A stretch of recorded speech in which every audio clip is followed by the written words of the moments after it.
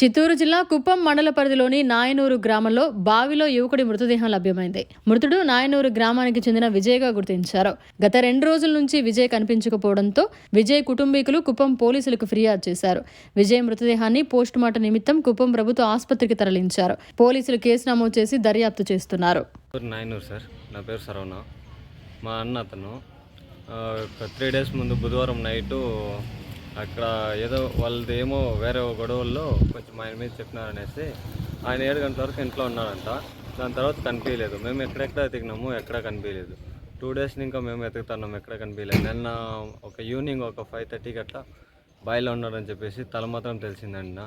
సరిపోయి తీసుకొచ్చేసినాం మేము అక్కడిని. ఇంకా దాని తర్వాత మా అన్న వాళ్ళంతా ఇక్కడ వచ్చి స్టేషన్లోకి కంప్లైంట్ ఇచ్చినారు. ఇప్పుడు పోస్ట్ మార్టంకి వచ్చినాం సార్. మరిన్ని అప్డేట్స్ కోసం మన HN9 టీవీ ఛానల్ని సబ్స్క్రైబ్ చేసుకోండి.